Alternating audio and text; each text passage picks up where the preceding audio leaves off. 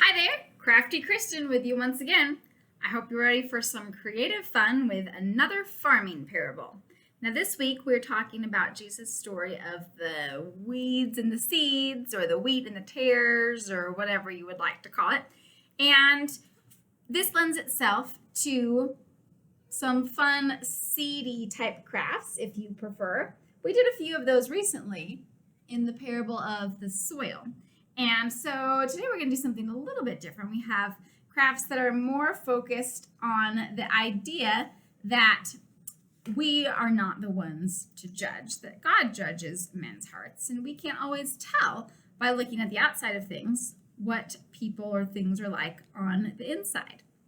So today I have a craft that is mostly based on the parable itself, a craft that's based on that theme of looking on the inside, and one more craft that's just a little fun reminder that you can kind of take in a few different ways. So the first craft that we're going to do, actually we're going to do that third craft I mentioned first, partly because there's a cat in my way, and partly because, again, this is sort of just a random reminder that sometimes things are mixed around and mixed together, and it can be tough to sift them out. So what you're going to need for this is you're going to need some kind of a container. Now I happen to have a very small little baby food jar. You could use something like this, or you could use a larger jar, or you could use a bigger mug or something that you have that's a sealed container. And what we're going to do is we're going to put a couple of things together in here. You know, it just so happens I have some sparkles left over from another activity. So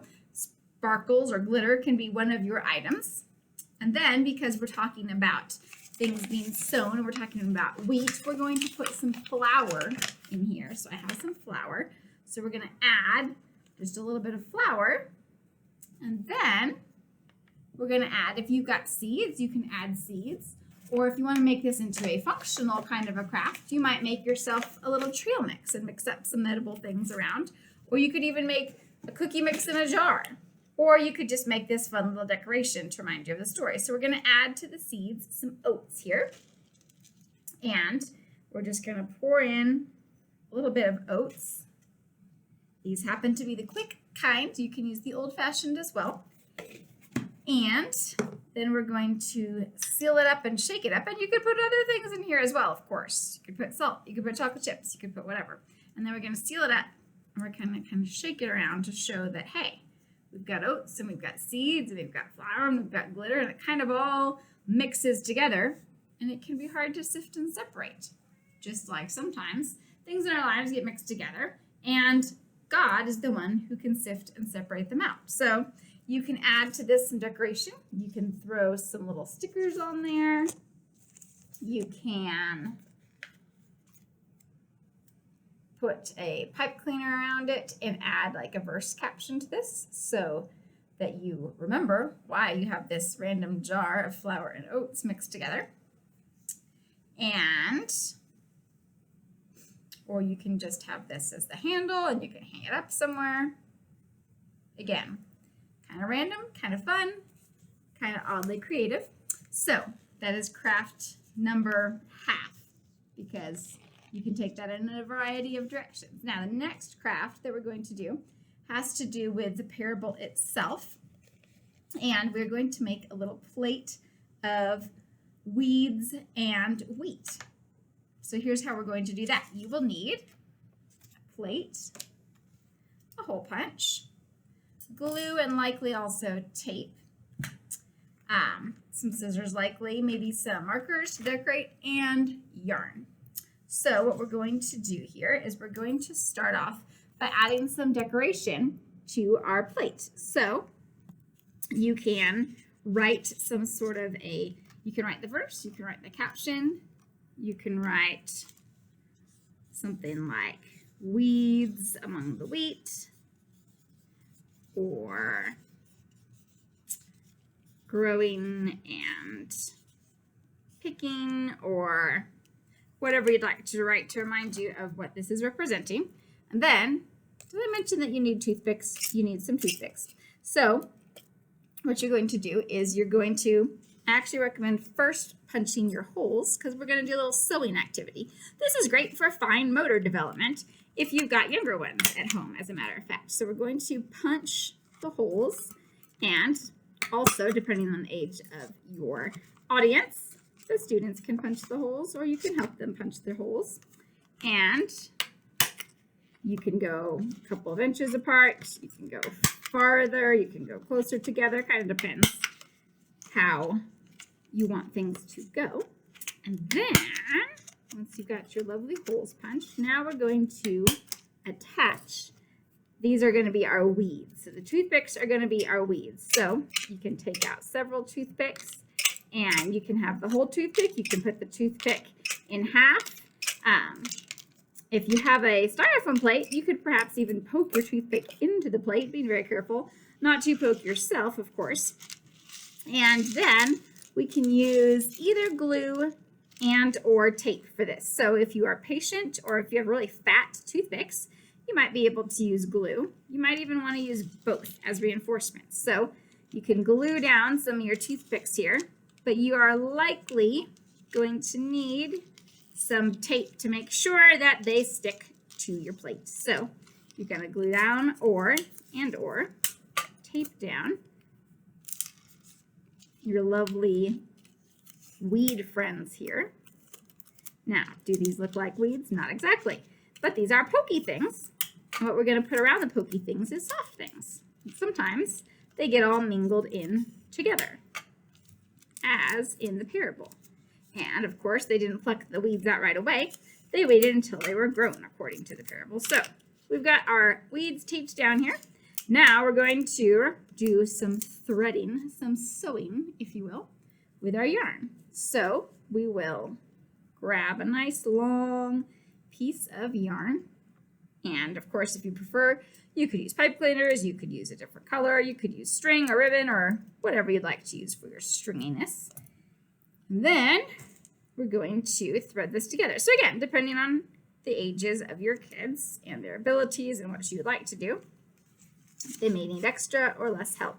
You're going to tie off a piece of this string, and then they are going to sew it. So you can go, so. You can go just one hole to another hole all the way around. You could go, depending how long or how involved you want this to be, you could kind of zigzag and crisscross around your plate. If you want to make it easier, you could put a little piece of tape or something in there so it's easy for them to thread it through. You can go catty corner around. You can make it look neat and pretty. You make it look like a giant crazy spider web, however you'd like to do it. But you're going to continue that until you've got it all nice and wrapped up.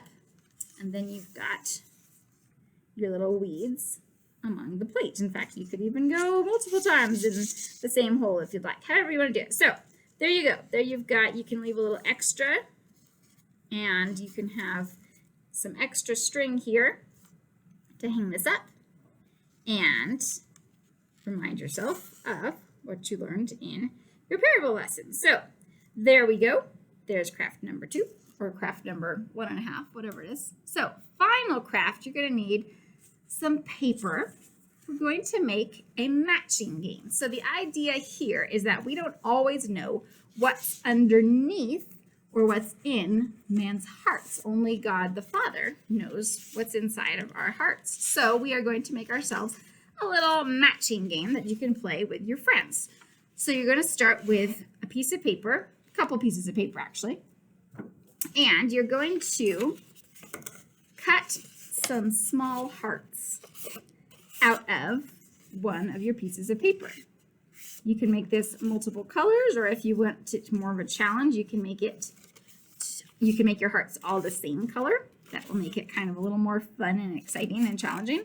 And you can make this really big if you want it to be extra hard, or you can make it small if you want it to be more simple. So the idea here is that we are going to cut out some hearts, and then we're going to be gluing our hearts onto our paper. Hopefully you have better skills at making uniform sized hearts. And then we're going to you can glue or tape these. Then we're going to put some things underneath to create our game. So you'll see momentarily how that is going to go.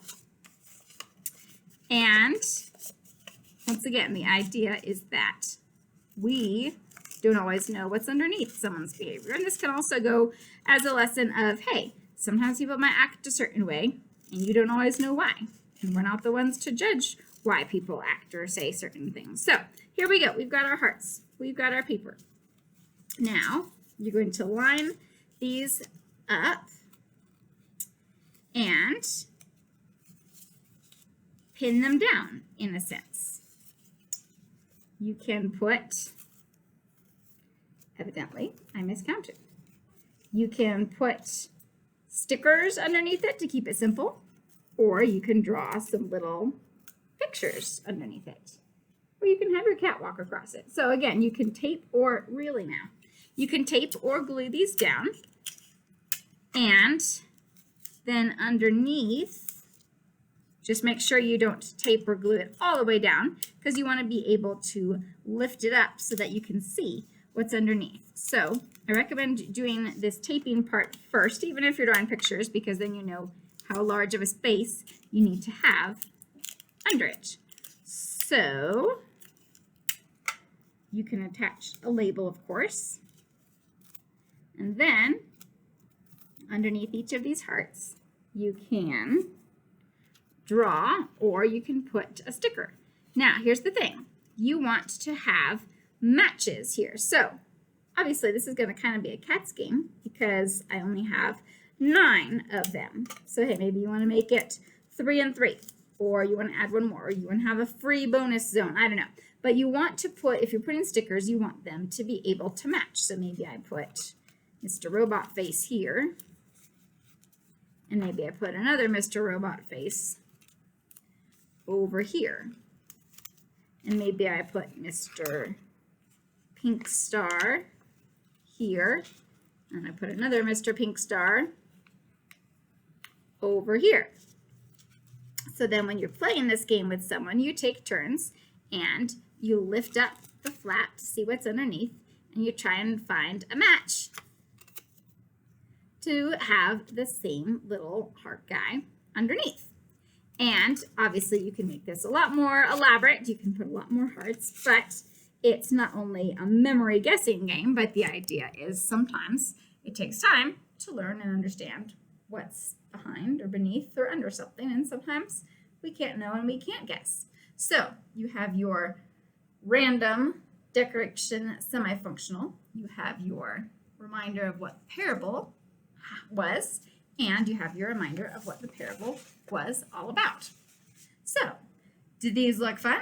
Did they look ridiculous? Would you like to see something else? Something more involved? Less involved? Comment below. Have a great week. Have fun making those crafts, and we'll see you next time. Go make some disciples.